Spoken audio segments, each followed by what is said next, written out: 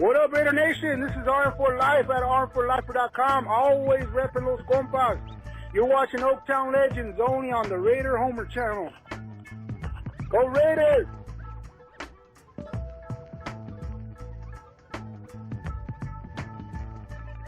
Welcome back to Oaktown Legends, Raider Nation. I'm Raider Homer, and joining me for this episode is the president of the Black Hole Santa Maria chapter, Polo Rodriguez, aka Fireman For. Thank you, Polo, for being a part of Oaktown Legends. What's going on, Homer? Man, I'm stoked to be back on it. It's a pleasure to be here talking to you and being able to share with the Raider Nation our experience and what's going on right now and what we've been doing. Yeah, man, it looks like y'all have had a good time over there in London, especially with the win. Oh, man, it's been great. The people treat us really well. Obviously, when you have a win, it always makes things a little bit sweeter. But, yeah, just coming out here and checking out London, we made a big trip out of it. So we'll get into it and where we went and where we traveled. But, yeah, it's been a blast being in London.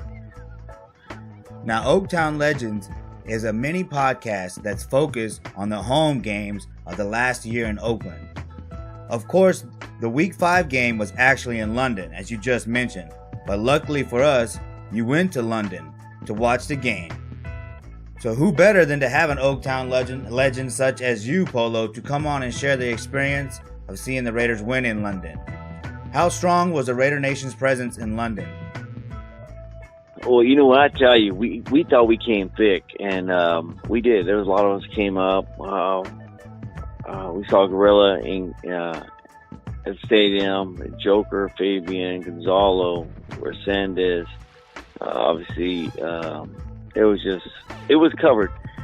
But when we showed up, it felt like the second game in Mexico City. I mean, we did have the Bears showed up thick.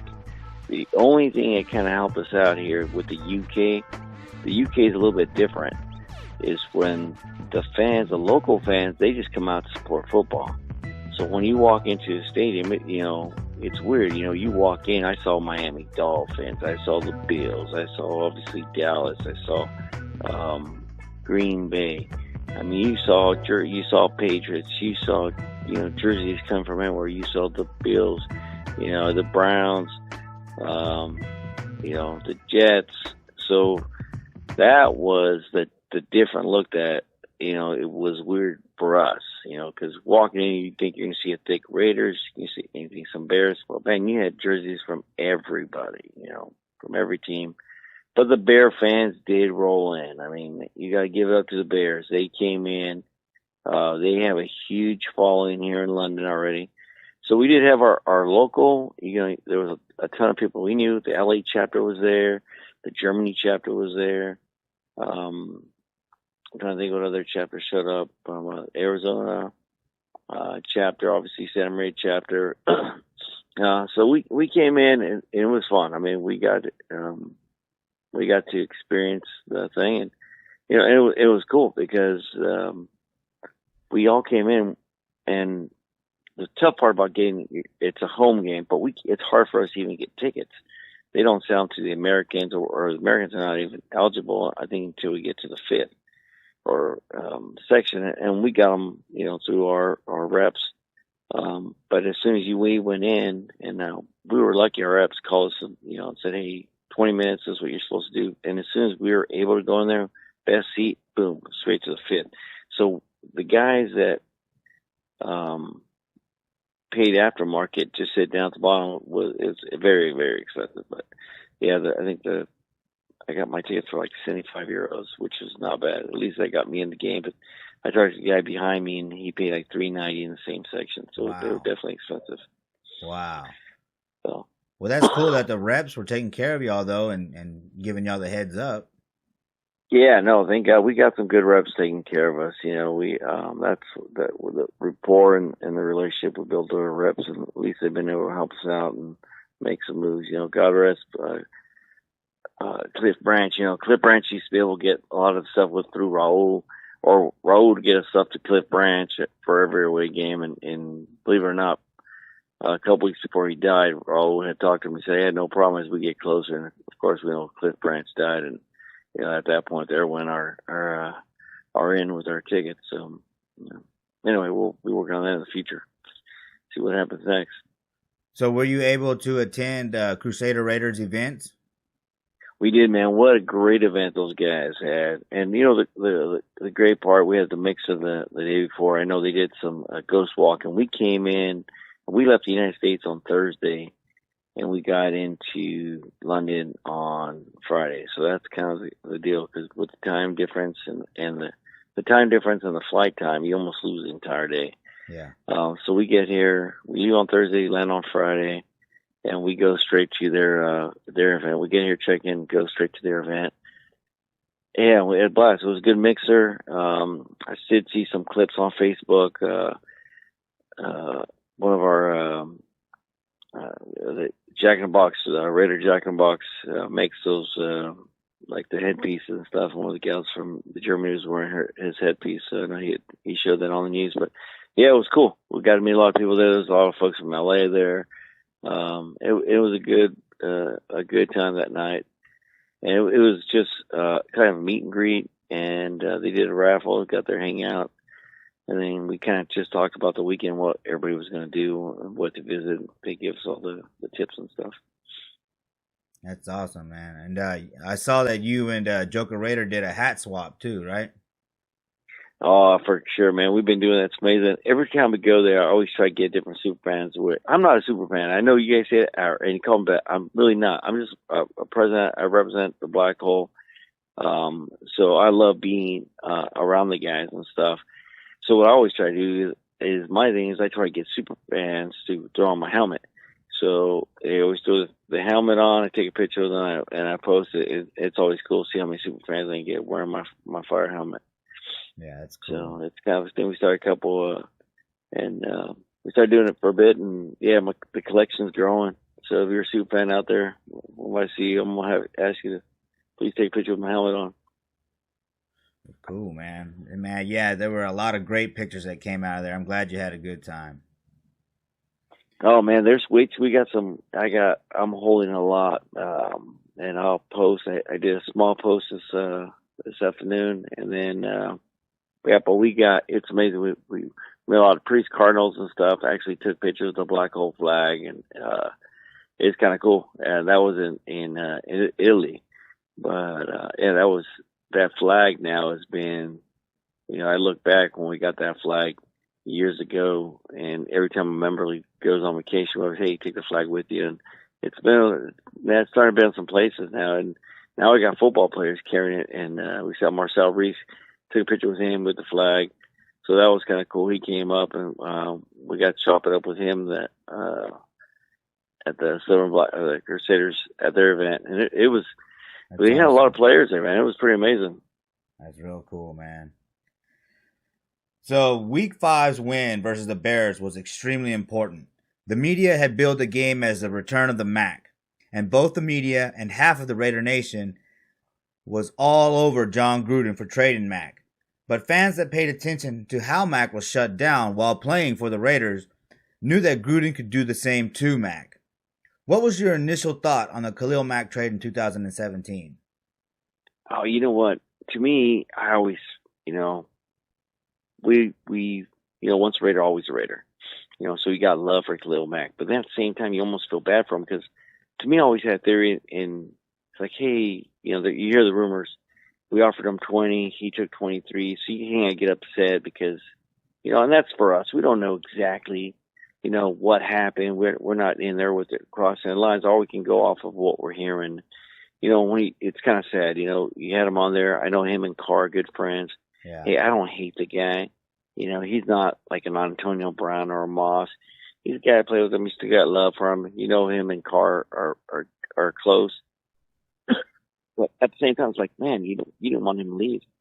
You start looking at financials, like, hey, I always think if Raiders offer me 20 and the Bears offer me 23, hey, I'm going to stick with the 20.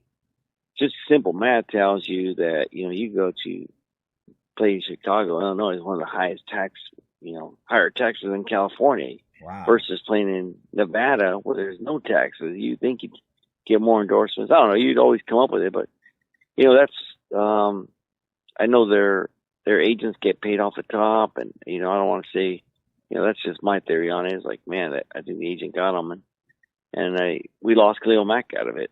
I don't hate the guy. He's just not part of their. He's not right now. He's not with us, so it's hard for me to cheer him on. Yeah. But at the same time, I know when we played against them, I definitely there's a post before the show. It was me and Double G, or before the game, we talked about it, and we predicted. It was like, hey, what do you think for the game? And Double G goes, hey, we're going to go up. I go, we're going to win. Double G says we're going to win by 3, and I go, well, all right, we're going to shut down Khalil Mack. If you watch that, the six, we knew to win the game we had to shut down Mack. Oh yeah. And we had to give Carr the time, and our front line, we did an awesome job against the Broncos. I know everybody keeps saying, well, it's only the Broncos, dude. Von Miller and Chubb are the best at the business. Yeah. They're the best in the business. And we were able to cut those guys down. So our front line's getting better. You read that stuff in Incognito, and they was physical out there. They shut them down. And then we know what teams did to us, against Mack. They ran the ball towards Mack, and that was successful. And I think, we capitalized, knowing his weaknesses, and ran towards them and kept the guys physical. But it was beautiful to watch. That third quarter was ugly. I never gave up. I remember my son goes, man, you still talk shit the entire time, Dad. I'm like, yeah. I didn't give up. I didn't give up that third quarter even when we were losing. Right. But yeah, we were able to come back and pull that thing off. And thank God it was a good game.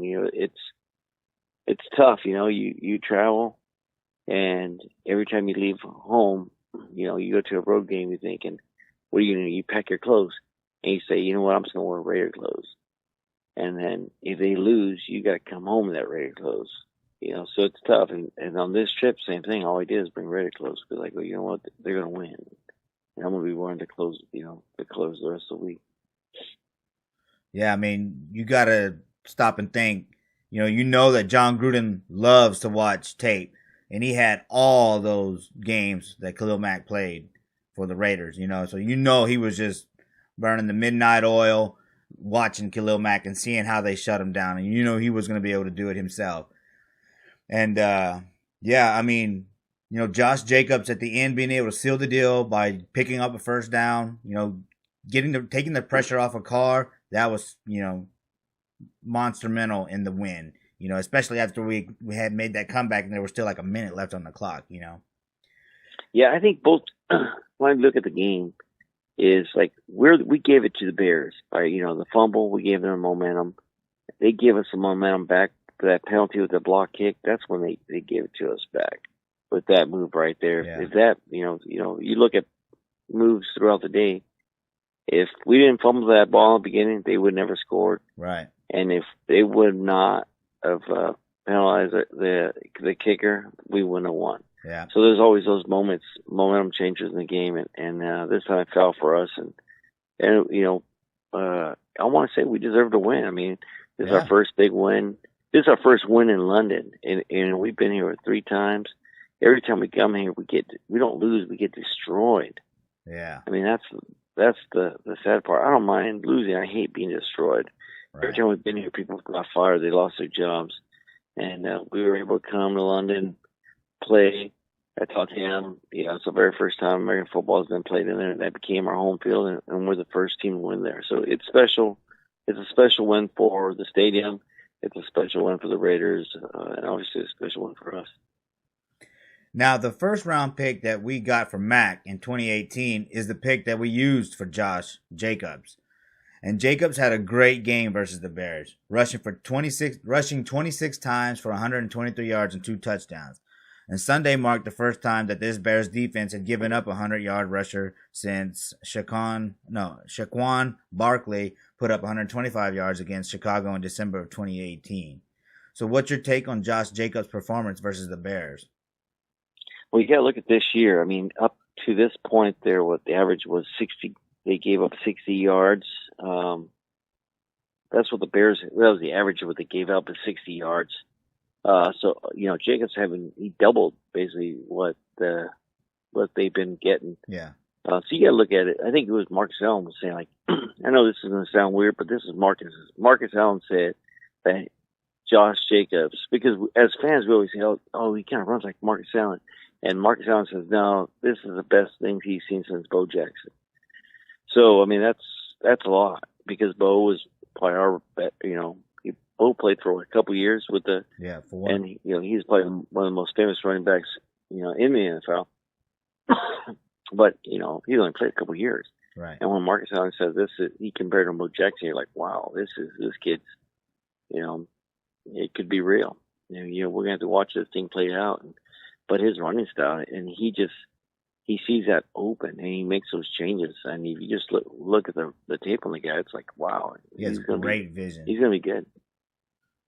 Yeah, he has good vision. Yeah, he can find those cracks, and that's what you need. Because we have some maulers, and especially when Gabe Jackson gets back. But you need that running back, and I think he is that type of running back that can make the offensive line better. Being able to find that crease and hit the gap hard, and then accelerate afterwards and pick, and even making yardage at the contact. He's always falling forward. He's a really, really, really good running back. Yeah, the things that shock me is you look at Alex Singo. That dude's a monster, and talk about an unselfish player. He's here just to beat people down, yes. And make holes for you. So I mean, he's huge in the game. Shocker! Today they released J.J. Nelson. You see that? Oh no, I didn't. Man.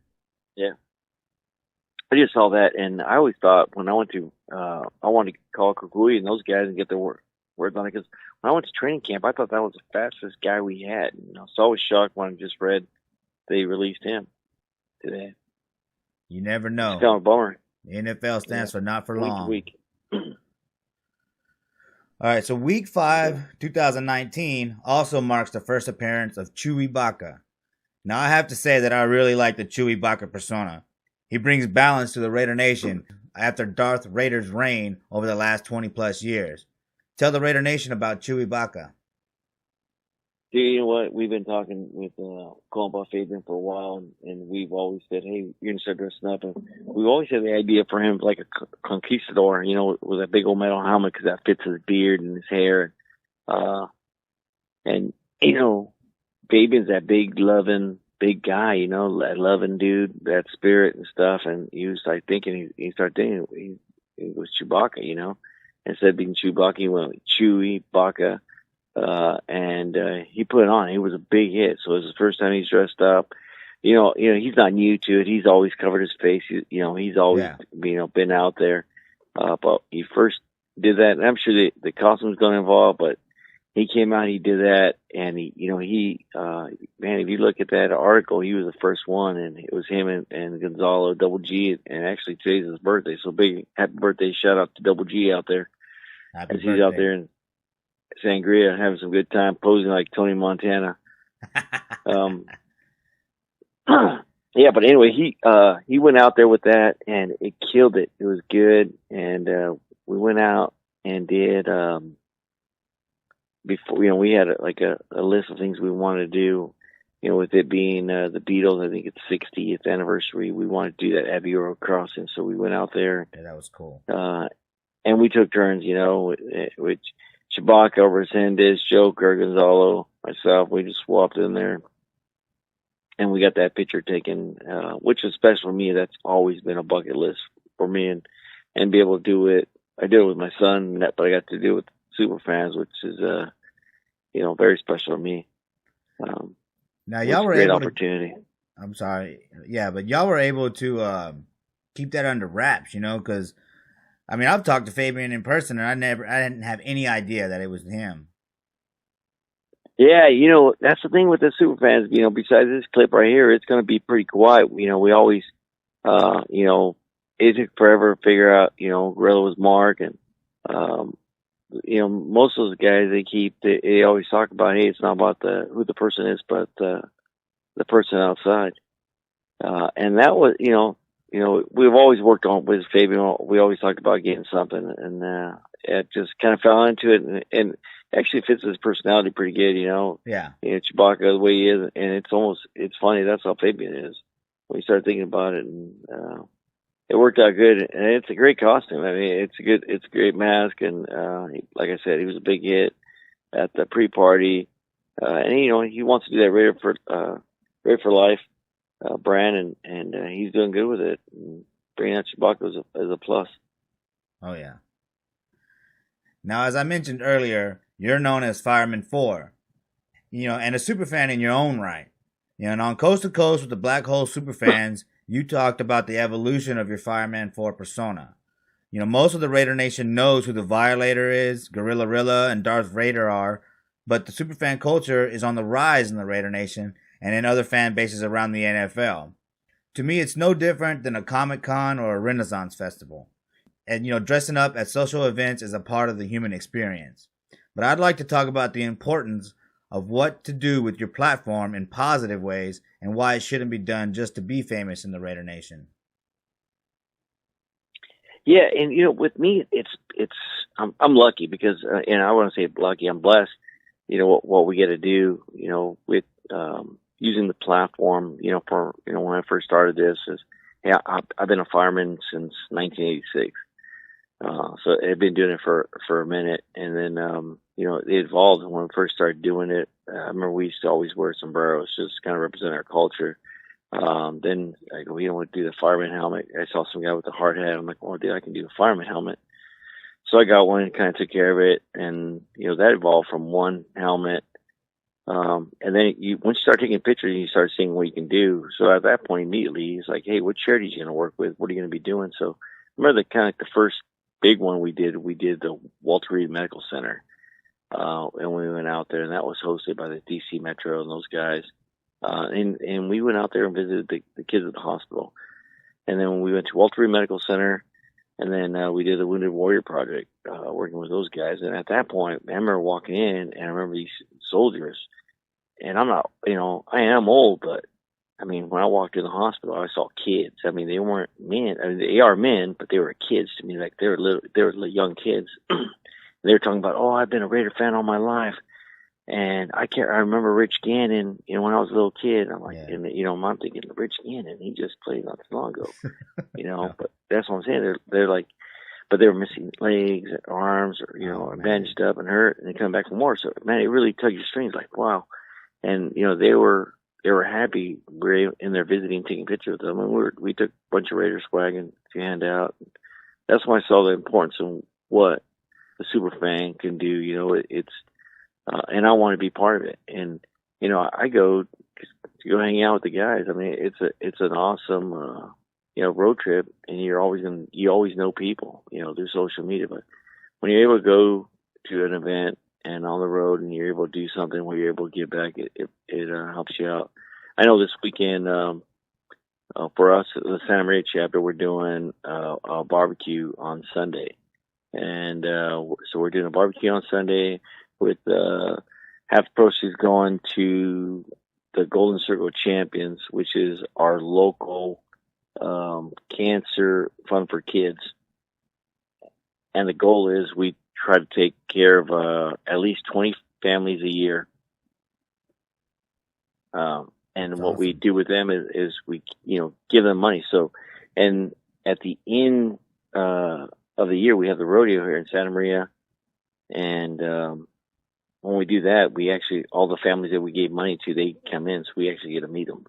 And so the rodeo, the Elks is a big part of that, and that's we've been helping out here locally within our chapter. And also the Retired Players of Congress. And that's a big one. That should be a big one to every football fan out there. Because if you ever buy something from Fanatics, you can buy the same product at, or most of the same products at the Retired Raiders, the Retired Players of Congress. They make most of that stuff, and then they sell it in the Fanatics. But then what they do is they did contract with most teams in the NFL, and what they do is a percentage of the profit goes to all the retired players. We've always pushed the retired players. I've been big into autographs and met a lot of them, and so I know hey, a lot of those guys didn't have $100 million contracts back in those days. They played a little bit different. But those are the guys we fell in love with the sport at. They're the ones that invented, or the gridiron. So we got that's that Bob Grant, Mark Fleming, and those guys, and you go around those guys and you see the work they do for the rest of the players. So it's if you have a chance to go in there, retired players of Congress, go there, buy a Raider jacket, buy it from them. Absolutely. And you're also the president of the Black Hole of the Santa Maria chapter, as we've been talking about. And most people know that the Black Hole started in 1995 in Section 105 and then grew into chapters outside of Oakland and even California. Talk about the importance of the Black Hole to the Raider Nation and the examples the Black Hole set as to how to be a fan that should be carried on in Vegas. It's huge. The Black Hole is all of us. And that's the thing. It's the spirit of it. It's the Raider fan. The Raider fan is a Black Hole fan, and that's what we're trying to do. And the Raider fan is not a booster club; it's a fan club. It's a fan of the Oakland Raiders, and more important, the Raiders. So it started off with Rob, and they put together in 1995. I think 4 or 5 guys in their basement. They were sitting there at the game, and lately with the chapters growing, the chapters, I give Mike Aragon a lot of the credit there. Mike Aragon goes out, recruits, gets the chapters going. And I'm pretty fortunate. A lot of the guys that were in Santa Maria are now their own chapter presidents. So like Sammy Alonso with the Penguin from New Mexico, I met him at an Arizona game and said, hey, man, you got to be part of the Black Hole. And he signed up, was in my chapter, and now he has his own chapter. Same thing with Max and Ronnie. They're doing their own chapter in Arizona. Then we got another chapter popping up in Houston. So this last month, we got 3 new chapters. Oh, and then we got, the Polo, the Compost. They were all Santa Maria chapter. And now they got their own Porterville chapter, and that's kicking it off. So that's the thing. All these chapters, if everybody could jump on, support, go onto their Instagrams, go onto their Facebooks, like their pages, follow them and see what they're doing. And every chapter, takes on a cause for the community. So it's a good way to get back. It's a good way to keep in touch. At the same time, you become official part of the Black Hole, and there's nothing better than that. Now, you just mentioned the Compas, right? And you carry the title Compa. And the Compas are the Raider Nation's secret society, so to speak. But the secret has been out since you and Fabian made an appearance on Coast to Coast with the Black Hole Superfans together. Yeah. And in that episode, we touched on the origins of the Compas, learning that Marty Marr was the creator of the Compas group and the Compas patch. Talk about the honor of being a Compa. Well, the good thing about Compa, it's like if you look at us that came to London, all of us, we're all Black Hole members, but we're all Compas. And that's the difference. So it's, hey, you're a Black Hole fan, but you're one of the Compas. And Compas, it's a little bit different. You're somebody's compadre, we're with the families and stuff. And if you look at our trip here, they all have their families with them. I had my kids here, Fabian had his wife and Joker had his wife, he's all his wife. Sanders had his wife, and Sanders had his entire family also. So it was a good mix, because we came out, we traveled together. We've been talking about this for a while. Double G was the one, hey, this is what we're going to be doing. He wanted to go to Greece and he wanted to continue this thing, and he went. And my daughter went from here to Ireland yesterday. She's at Dublin right now, looking for Conor McGregor.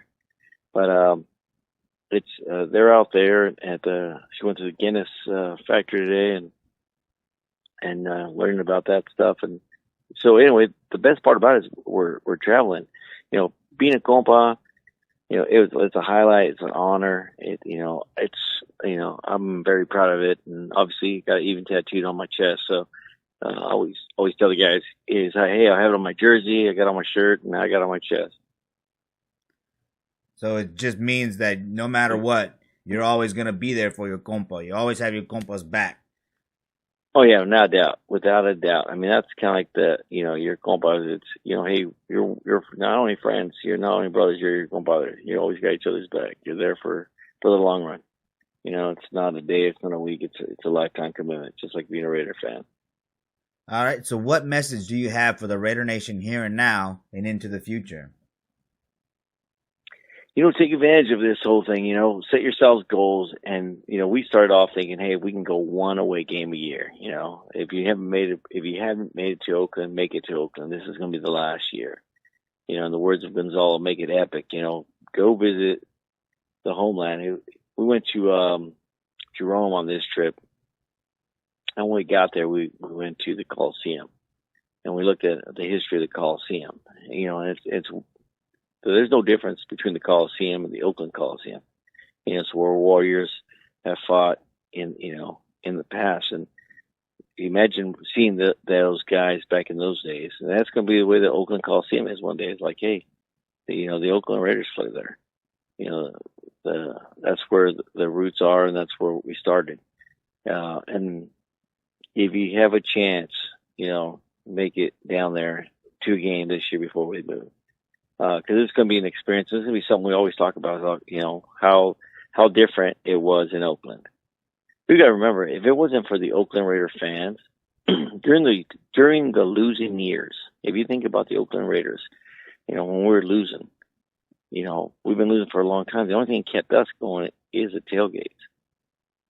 We go, we love the tailgate. We go hang out. We make the Black Hole family. We have a great time, and we go in the stadium. And more than 50% of the time, we lose. As a fan, that's got to hurt.